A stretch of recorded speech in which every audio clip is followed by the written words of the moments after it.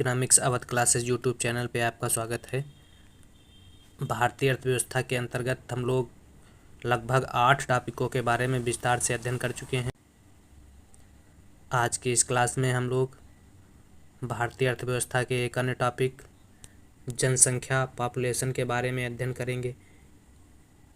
इस वीडियो में हम लोग जनसंख्या से संबंधित जितने भी प्रश्न कॉम्पिटिटिव एग्ज़ाम में पूछे जाते हैं उन सब के बारे में अध्ययन करेंगे, जिसमें 2011 की जनगणना भी शामिल है और कुछ प्रमुख शब्दावलियां हैं जो बहुत ही महत्वपूर्ण है, जैसे जनघनत्व किसे कहते हैं या लिंगानुपात किसे कहते हैं, या इसके अलावा जनसंख्या पिरामिड किसे कहते हैं। इन सब के बारे में विस्तार से अध्ययन करेंगे। तो आज की क्लास स्टार्ट करते हैं। पहला क्वेश्चन है, सबसे पहला ही 11 जुलाई किस लिए प्रसिद्ध है? तो 11 जुलाई मुख्य रूप से विश्व जनसंख्या दिवस के रूप में मनाया जाता है। तो क्वेश्चन याद रखने वाला है कि विश्व जनसंख्या दिवस कब मनाया जाता है? तो 11 जुलाई को विश्व जनसंख्या दिवस मनाया जाता है। अब पहला क्वेश्चन है, आधुनिक पद्धति एवं व्यवस्थित ढंग से सर्वप्रथम किस देश ने जनगणना कराई? तो 1749 में स्वीडन ने सर्वप्रथम जनगणना कराई थी आधुनिक पद्धति के अनुसार। 2 नंबर क्वेश्चन, दशकीय जनगणना का कार्य सर्वप्रथम किस देश में कराया गया? तो 1890 में अमेरिका में सर्वप्रथम दशकीय जनगणना का कार्य प्रारंभ किया गया। ब्रिटिश भारत की पहली जनगणना किसके काल में हुई? तो 1872 में लॉर्ड मेयो के शासनकाल में सबसे पहले ब्रिटिश गवर्नमेंट में क्या हुई? जनगणना हुई थी। किस गवर्नर के कार्यकाल में भारत में दशकीय जनगणना प्रारंभ हुई? तो 1881 में लॉर्ड रिपन के कार्यकाल में भारत में दशकीय जनगणना प्रारंभ हुई। ये दोनों क्वेश्चन याद रखने योग्य हैं कि ब्रिटिश भारत में पहली जनगणना कब प्रारंभ हुई? तो पहली जनगणना 1872 में लॉर्ड मेयो के काल में हुई थी, और दशकीय जनगणना जो वर्तमान में अभी तक हो रही है 10 वर्ष के अंतराल पर जनगणना 1881 में लॉर्ड रिपन के कार्यकाल से प्रारंभ हुई थी। अगला क्वेश्चन, वर्ष 2011 की जनगणना भारत की किस क्रम की जनगणना थी? तो 2011 की जनगणना जो है भारत की 15वीं जनगणना थी। 2011 की जनगणना स्वतंत्र भारत की किस क्रम की जनगणना थी? तो स्वतंत्र भारत की 7वीं जनगणना थी, और 21वीं शताब्दी की 2011 की जनगणना दूसरी जनगणना थी। और वैसे 2011 की जनगणना 15वें क्रम की जनगणना थी। 2021 की जनगणना किस क्रम की जनगणना है? तो 2021 की क्रम जो जनगणना हो रही है वह 16वें क्रम की जनगणना है, और स्वतंत्र भारत की 8वीं क्रम की जनगणना कही जाएगी। विश्व के क्षेत्रफल का कितना प्रतिशत भाग भारत के पास है? तो विश्व के क्षेत्रफल का 2.4% भाग भारत के पास है, और क्षेत्रफल के मामले में 7वें नंबर पर आता है विश्व में। अगला 9 नंबर क्वेश्चन, भारत की जनसंख्या विश्व की जनसंख्या का कितना प्रतिशत है? तो भारत की जनसंख्या विश्व की जनसंख्या का 17.5% है। अप्रैल 2023 में यह 18.3% हो गई है। तो प्रमाणित डाटा के अनुसार यही 17.5 है जो 2011 की जनगणना के अनुसार है। अगला 10 नंबर क्वेश्चन, अप्रैल 2023 के अनुसार विश्व में सबसे अधिक जनसंख्या किस देश की है? तो 2023 अप्रैल 2023 के अनुसार 1,43,37,88,000 जनसंख्या भारत की है। सेकेंड नंबर पे अब चीन हो गया और फर्स्ट नंबर पे भारत हो गया है। अगला 11 नंबर क्वेश्चन, 2023 के अनुसार विश्व में भारत के बाद सबसे ज़्यादा जनसंख्या किस देश की है?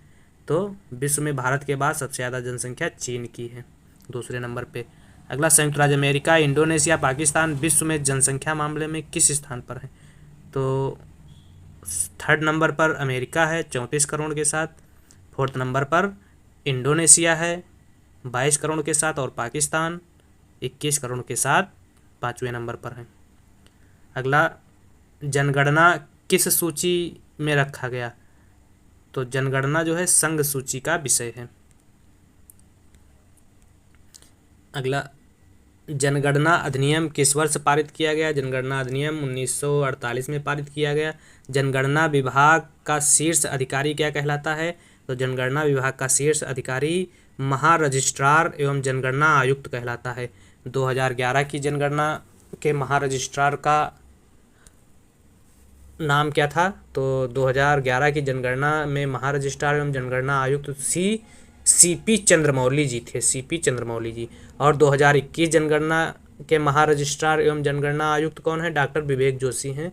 ये क्वेश्चन इंपॉर्टेंट 17, क्योंकि 2021 की जनगणना हो रही है और इसमें इसके जो महारजिस्ट्रार एवं जनगणना आयुक्त हैं वो डॉक्टर विवेक जोशी हैं।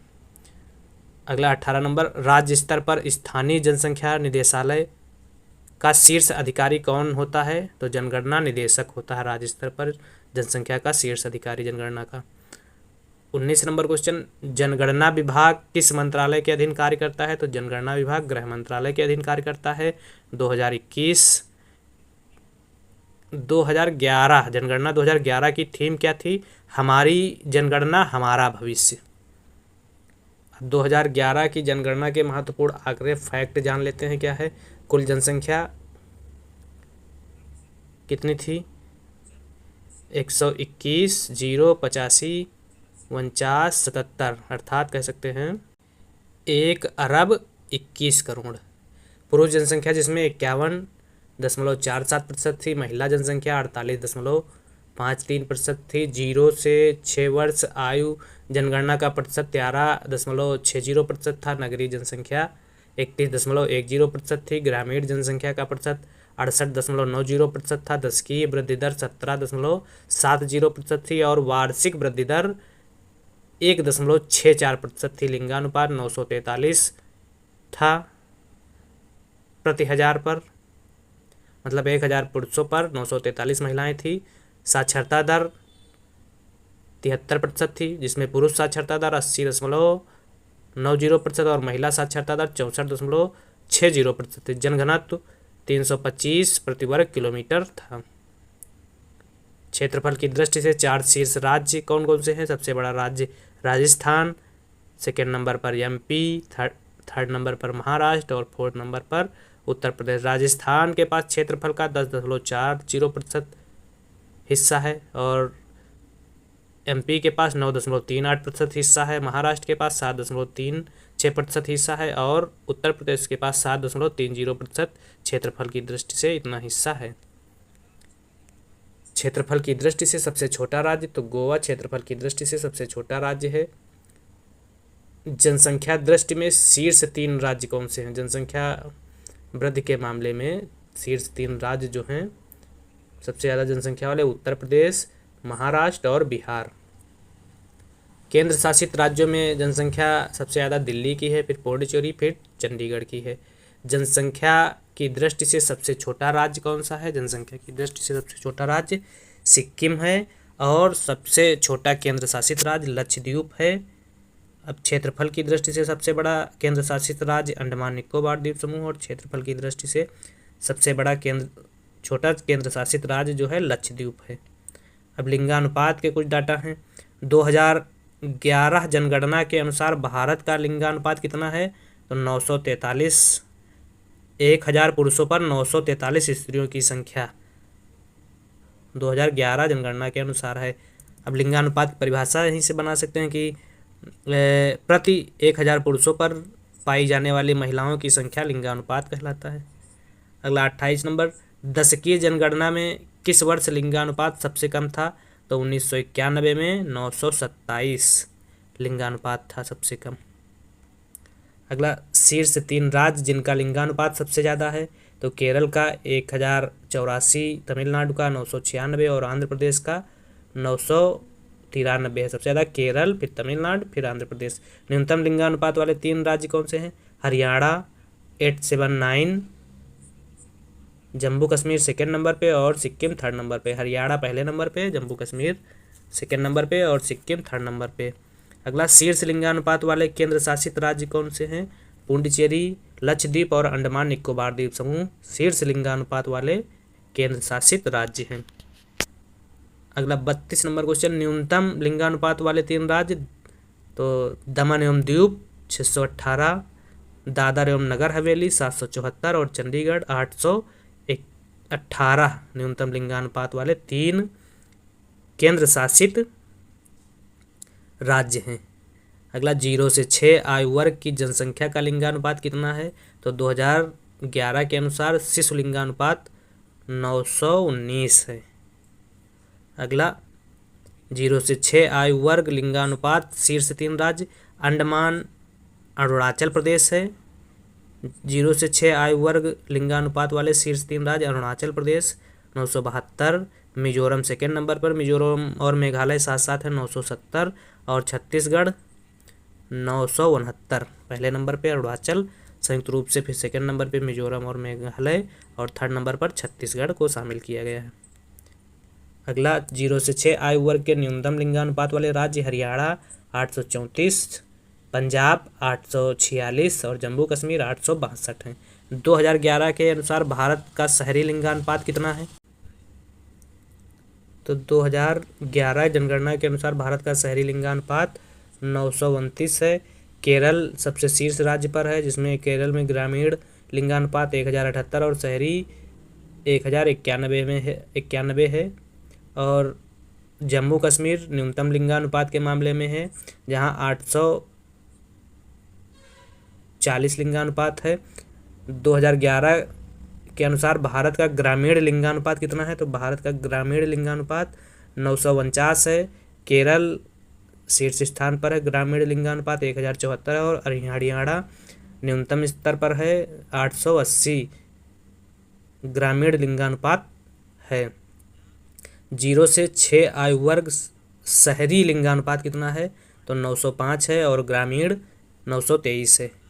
अब साक्षरता दर से संबंधित कुछ आंकड़े हैं। ऐसा व्यक्ति या व्यक्तियों की संख्या जो किसी भाषा को समझकर अपने दिन प्रतिदिन के जीवन के संबंध में छोटे तथा सरल विवरण में पढ़ लिख सके, उसे क्या कहते हैं? साक्षर कहते हैं। 2011 जनगणना में साक्षरता मापने के लिए कितने वर्ष की आयु को लिया गया था? तो 2011 में साक्षरता दर मापने के लिए 7 वर्ष या इससे ऊपर की आयु वर्ग के व्यक्तियों को लिया गया था। अगला क्वेश्चन 1991 तथा 2011 की जनगणना अनुसार भारत की साक्षरता दर कितनी है? तो 1991 में 18.33% भारत की साक्षरता दर थी और 2011 में 73% भारत की साक्षरता दर है। 2011 में पुरुष एवं स्त्री साक्षरता दर कितना थी? तो पुरुष साक्षरता दर 80.9% और स्त्री साक्षरता दर 64.6% थी। सर्वाधिक साक्षर जिला सरचीप मिजोरम का जो है सर्वाधिक साक्षर जिला है। शीर्ष 3 साक्षर राज्य, पहले नंबर पे केरल, सेकेंड नंबर पे मिजोरम और थर्ड नंबर पे गोवा। न्यूनतम 3 साक्षर राज्य बिहार पहले नंबर पे, सेकेंड नंबर पे अरुणाचल प्रदेश और थर्ड नंबर पर राजस्थान को रखा गया है। बिहार में सबसे कम साक्षरता दर आकी गई है और सबसे ज़्यादा साक्षरता दर केरल में आकी गई है। 3 केंद्र शासित साक्षर वाले राज्य, तो लक्षद्वीप सबसे ज़्यादा केंद्र शासित साक्षर राज्य है, फिर दमन द्वीप, फिर अंडमान निकोबार द्वीप समूह और न्यूनतम साक्षर दादर नगर हवेली 76.2% है और पुडुचेरी का तमिलनाडु और लक्षद्वीप में 91.8% साक्षरता दर है। अगला शीर्ष 3 पुरुष साक्षरता राज्य और शीर्ष 3 महिला साक्षरता राज्य, तो सबसे ज़्यादा पुरुष साक्षरता राज्य केरल में है 96.1, फिर लक्षद्वीप में है 95.6, फिर मिजोरम में है 93.3। शीर्ष 3 महिला साक्षरता राज्य में केरल पहले नंबर पे है, फिर मिजोरम सेकेंड नंबर पे और लक्षद्वीप थर्ड नंबर पे है। केरल में महिला साक्षरता दर 92.1% है। अगला न्यूनतम पुरुष साक्षरता दर में और न्यूनतम महिला साक्षरता दर में, न्यूनतम पुरुष और महिला साक्षरता दोनों में बिहार नंबर 1 पे है, लेकिन डाटा में अलग अलग है। बिहार में 71.2% पुरुष साक्षर हैं और बिहार में ही 51% महिला साक्षर हैं।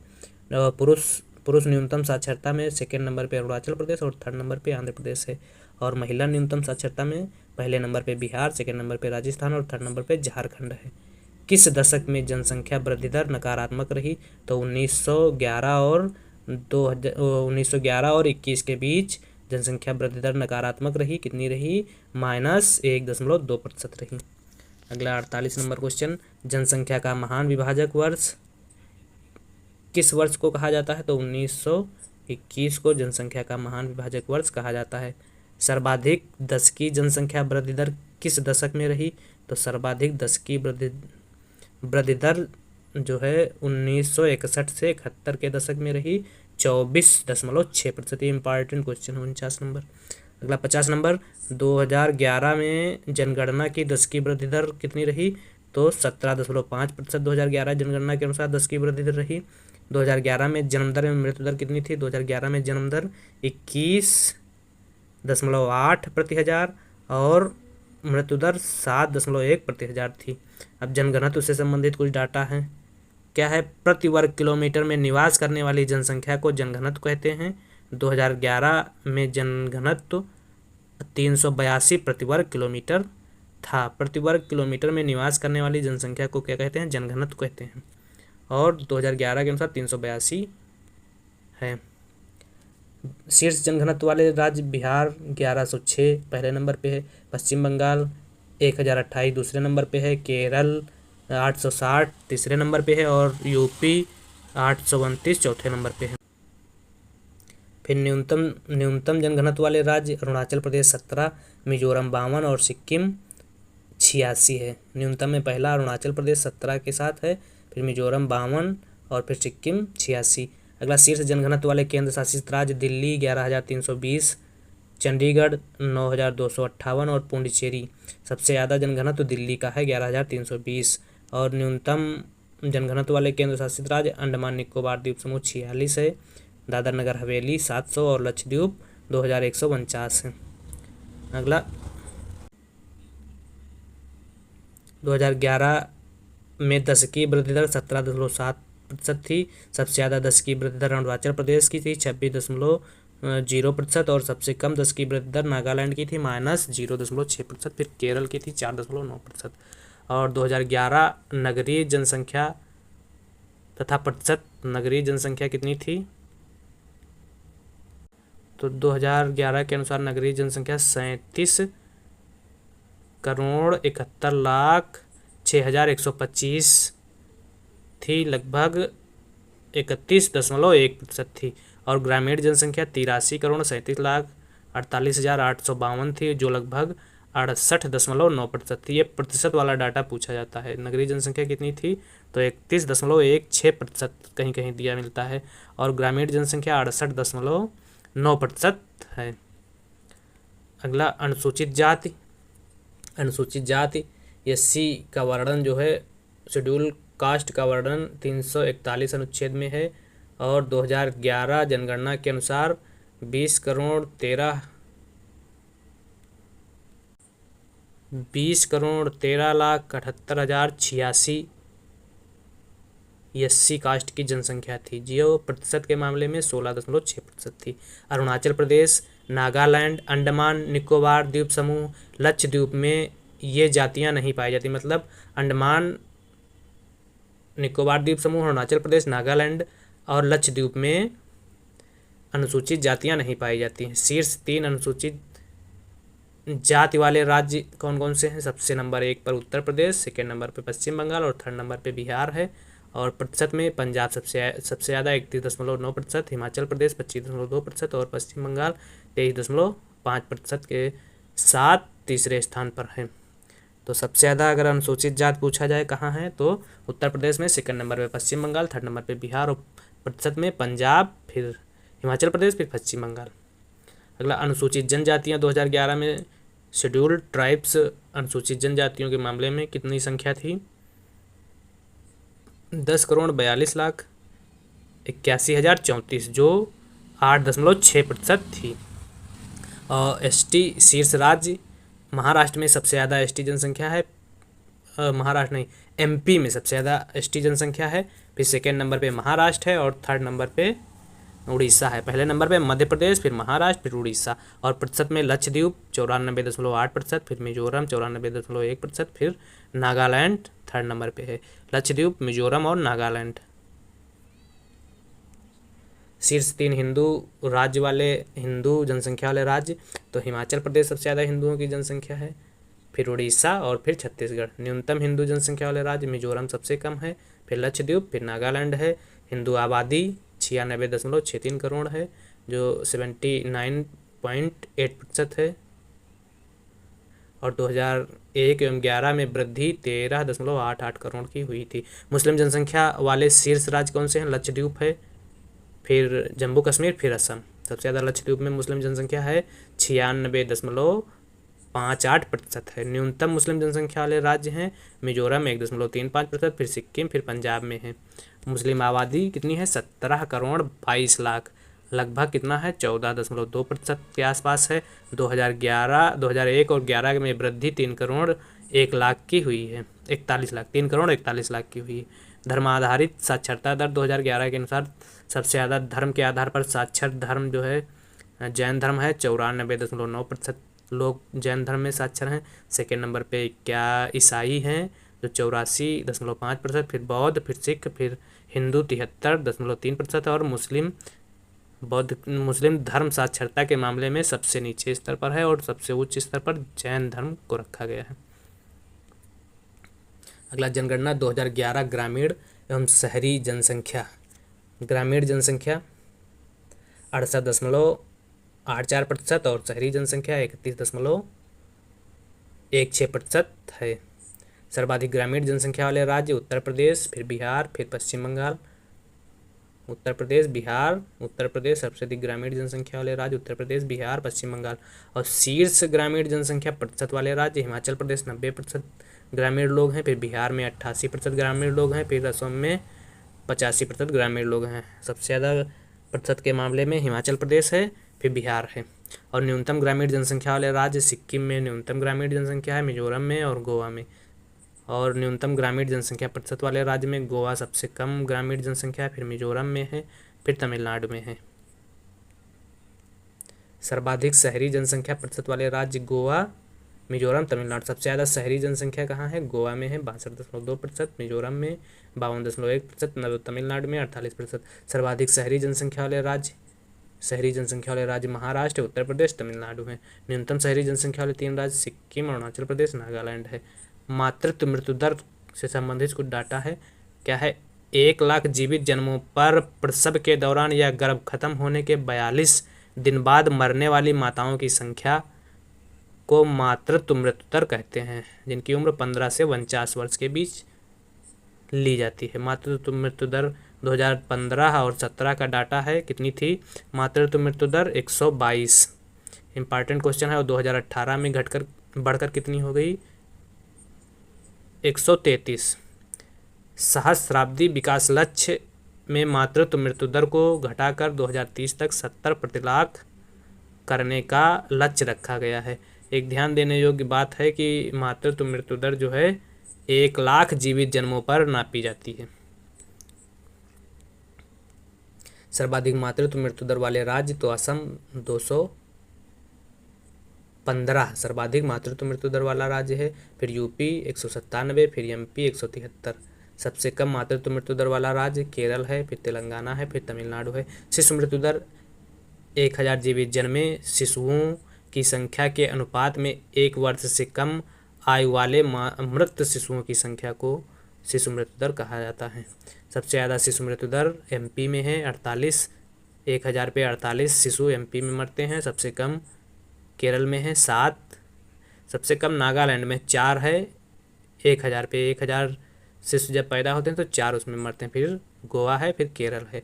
बाल मृत्यु दर 1,000 जन्मे बच्चों में 0 से 5 वर्ष के बीच मृत बच्चों की संख्या। बाल मृत्यु दर किसे कहते हैं? 1,000 जन्मे बच्चों पर 0 से 5 वर्ष के बीच मृत बच्चों की संख्या को बाल मृत्यु दर कहते हैं। सर्वाधिक बाल मृत्यु दर उड़ीसा में है 33, फिर एमपी में और फिर उत्तर प्रदेश में। पहले नंबर पे उड़ीसा, सेकेंड नंबर पे एमपी और थर्ड नंबर पे यूपी है बाल मृत्यु दर के मामले में। अगला शिशु जन्म दर क्या है? प्रति 1,000 जीवित जन्मों की संख्या 2018 में जन्म दर 20, 1971 में 36.9 सबसे ज़्यादा थी। जन्म दर में शीर्ष राज्य बिहार, फिर यूपी, और थर्ड नंबर पे एमपी को रखा गया है। जन्म दर वाले राज्य, न्यूनतम जन्म दर वाले राज्य गोवा पहले नंबर पे, सेकेंड नंबर पे त्रिपुरा और थर्ड नंबर पे नागालैंड है। गोवा में जो जन्म दर है वह कितनी है? 12.5%, त्रिपुरा में 13% और नागालैंड में 13.5%। और जन्म दर के मामले में बिहार 26.4% के साथ पहले स्थान पर है। यूपी सेकेंड स्थान पे है। अगला क्वेश्चन, देश में प्राकृतिक समृद्धि दर कितनी है? 13.9% है। शीर्ष प्राकृतिक समृद्धि दर किस राज्य में है? तो बिहार में शीर्ष प्राकृतिक समृद्धि दर 20.6% है। फिर यूपी 19.2%, फिर राजस्थान 18.1% और चौथे नंबर पे एमपी है 18.0% है। न्यूनतम प्राकृतिक समृद्धि दर एक नंबर पे गोवा 6.4, 2 नंबर पे केरल 7.3 और त्रिपुरा 7.8 है। शिशु मृत्यु दर एक वर्ष के अंदर मृत्यु 2018 32 प्रति 1000। ऐसे शिशु मृत्यु दर जो 1000 के अंदर जिन शिशुओं की मृत्यु हो जाती है उसे शिशु मृत्यु दर के अंतर्गत रखा गया और यह ऐसी संख्या 32 प्रति 1000 2018 में थी। शीर्ष शिशु मृत्यु दर वाले राज्य एमपी 47 थी, फिर असम 44 थी और थर्ड नंबर पे अरुणाचल प्रदेश 42 थी। न्यूनतम शिशु मृत्यु दर वाले राज्य नागालैंड पहले नंबर पे 7, फिर सेकेंड नंबर पे गोवा और थर्ड नंबर पे केरल को रखा गया है। न्यूनतम शिशु मृत्यु दर वाले राज्यों में Nagaland, Goa, Kerala, Nagaland, Goa, Kerala. An essay on the principle of population पुस्तक किसने लिखी? तो टी.आर. माल्थस ने 1798 में प्रकाशित हुई। पुस्तक के लेखक टी.आर. मार्शल थे और प्रकाशन जो है 1798 में थी। माल्थस के जनसंख्या का सिद्धांत क्या है? माल्थस ने जनसंख्या के संबंध में बहुत ही निराशावादी दृष्टिकोण रखा, जिनके अनुसार जनसंख्या में वृद्धि ज्यामितीय मात्रा 2, 4, 6, 8, 10 के रूप में होती है और जबकि खाद्यान्न में वृद्धि अंकगणितीय माला 1, 2, 3, 4, 5, 6 के रूप में होती है। फलस्वरूप अति जनसंख्या की स्थिति होगी और यदि इसको प्रतिबंधित नहीं किया गया तो कुछ नैसर्गिक प्रतिबंध जैसे अकाल, भुखमरी, महामारी, भूकंप उत्पन्न होंगे और जनसंख्या कम हो जाएगी स्वतः ही। माल्थस इसे जनसंख्या जाल कहते हैं और यह दृष्टिकोण माल्थस का जनसंख्या को लेकर बहुत ही निराशावादी दृष्टिकोण है। अनुकूलतम जनसंख्या सिद्धांत किसे कहते हैं? अनुकूलतम जनसंख्या वह होती है जो प्रति व्यक्ति आय अधिकतम प्रदान करती है। अनुकूलतम जनसंख्या सिद्धांत के अनुसार यदि किसी देश में जनसंख्या अनुकूलतम से कम है तो जनाभाव और यदि अनुकूलतम से अधिक है तो जनाधिक्य की स्थिति होगी। सबसे पहले अनुकूलतम शब्द का प्रयोग किस अर्थशास्त्री ने किया? तो एडविन कैनन ने सबसे पहले अनुकूलतम शब्द का प्रयोग किया था। अनुकूलतम शब्द को जनसंख्या सिद्धांत में सर्वप्रथम किसने उल्लेख किया?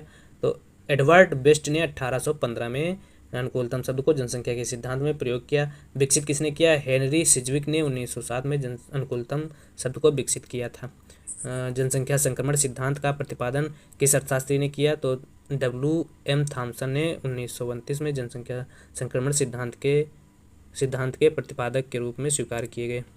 अगला, जनसंख्या संक्रमण सिद्धांत को व्यवस्थित तथा वैज्ञानिक स्वरूप देने का श्रेय किस अर्थशास्त्री को जाता है? तो फ्रैंक नोटेस्टीन 1945 में जनसंख्या संक्रमण के सिद्धांत को व्यवस्थित तथा वैज्ञानिक ढंग से प्रस्तुत करने का श्रेय जाता है। जननांकी संक्रमण सिद्धांत का जनक किसे माना जाता है? तो फ्रैंक नोटेस्टीन को जननांकी संक्रमण सिद्धांत का जनक माना जाता है।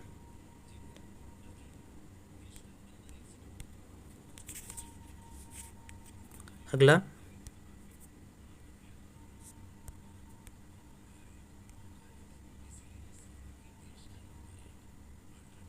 सीपी ब्लेकर ने जनसंख्या संक्रमण सिद्धांत को कितने चरणों में बांटा? तो सीपी ब्लेकर ने जनसंख्या संक्रमण सिद्धांत को 5 चरणों में बांटा था। किस अवस्था में जनसंख्या विस्फोट की अवस्था कहा जाता है? तो द्वितीय अवस्था को जनसंख्या विस्फोट की अवस्था कहा जाता है। अब जननांकी संक्रमण सिद्धांत सीपी ब्लेकर के सिद्धांत कौन कौन से हैं? 5 अवस्थाएं दिए थे सीपी ब्लेकर ने, तो 5 अवस्थाओं के बारे में विस्तार से जान लेते हैं। प्रथम अवस्था में जन्म दर तथा मृत्यु दर दोनों ऊंची रहती है, जिससे जनसंख्या वृद्धि का आकार स्थिरता बहुत धीमा रहता है। ऐसी अर्थव्यवस्थाएं कृषि प्रधान अर्थव्यवस्थाएं कहलाती हैं, जहाँ पर क्या होती है, जन्म दर तथा मृत्यु दर दोनों ऊंची होती है और जनसंख्या वृद्धि दर का आकार स्थिर या बहुत धीमा रहता है। द्वितीय अवस्था में क्या है, जन्म दर तथा मृत्यु दर जन्म दर में कमी था, मृत्यु दर में कमी था। जन्म दर ऊंची रहती है जिससे जनसंख्या विस्फोट की स्थिति रहती है। जनसंख्या विस्फोट की स्थिति किसे कहेंगे? मृत्यु दर में कमी रहती है और जन्म दर ऊंची रहती है, मतलब जन्म ज़्यादा बच्चों या शिशुओं का होता है और मृत्यु कम की होती है।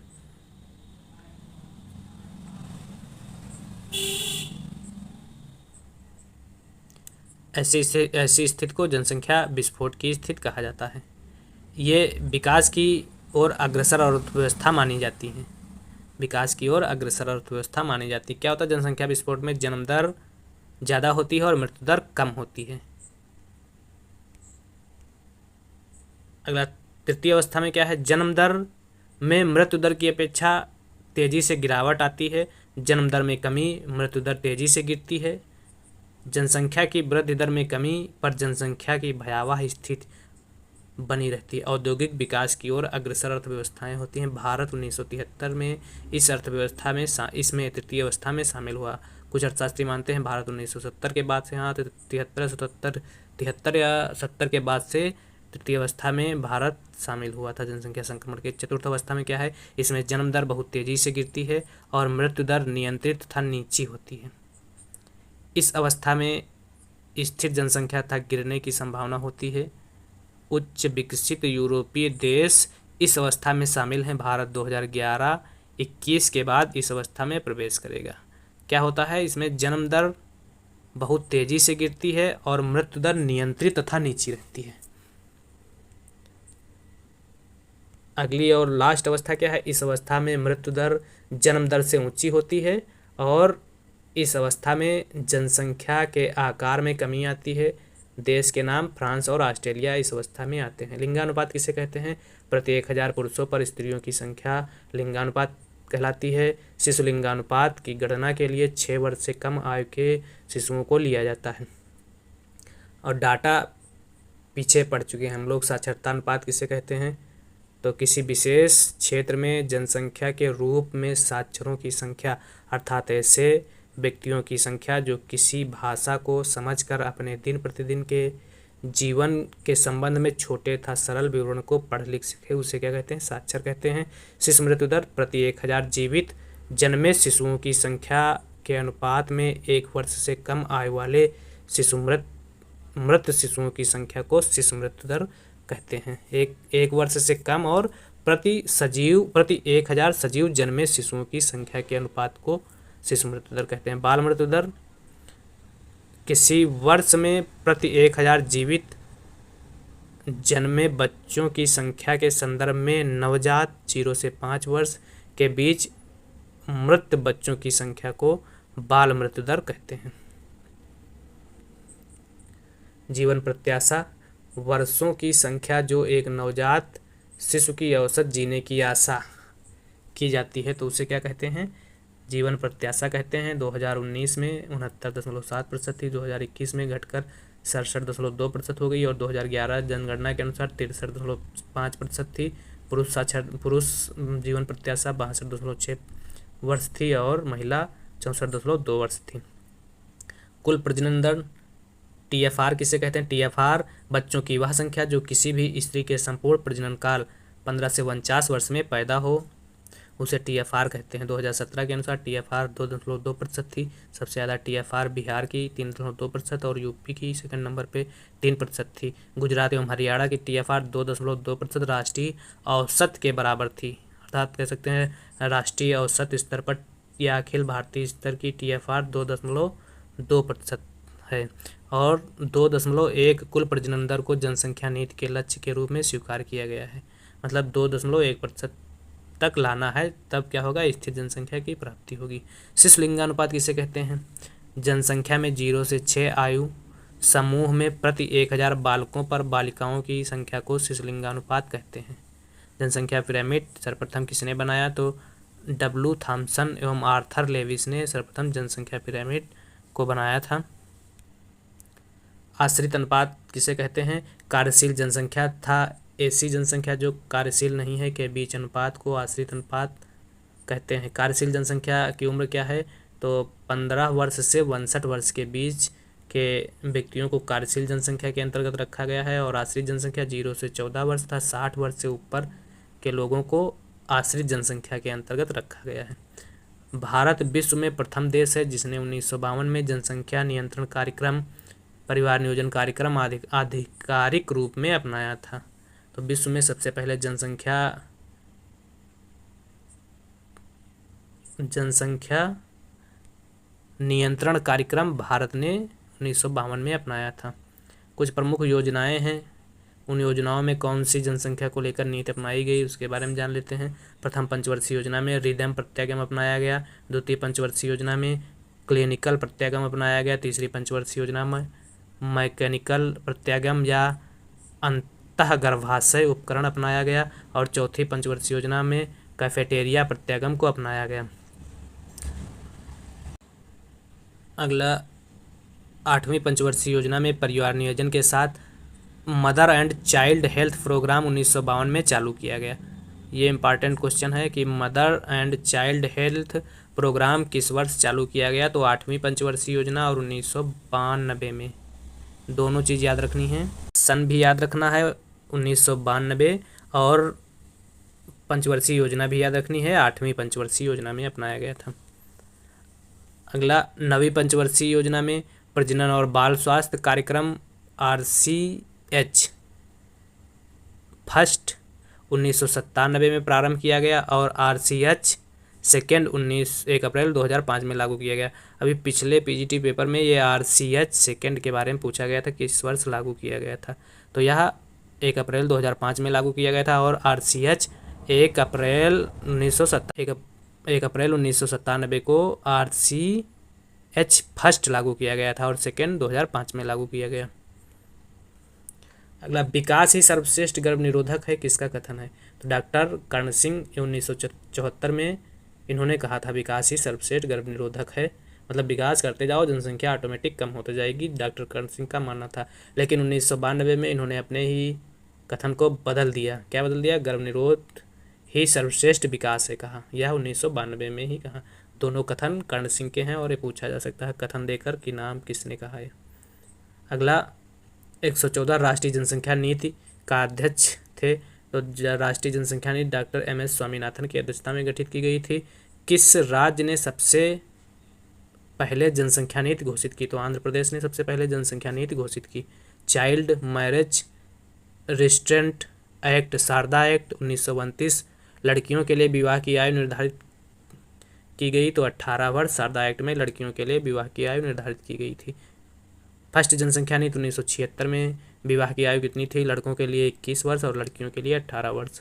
फर्स्ट जनसंख्या नीति 1976 में विवाह की आयु निर्धारित की गई थी। जनसंख्या नीति नई जनसंख्या नीति किस वर्ष घोषित की गई थी? तो 15 फरवरी 2000 में नई जनसंख्या नीति घोषित की गई थी, जिसके अध्यक्ष MS स्वामीनाथन जी थे। नई जनसंख्या नीति के अनुसार किस वर्ष तक जनसंख्या वृद्धि दर स्थिर करने की बात कही गई है? तो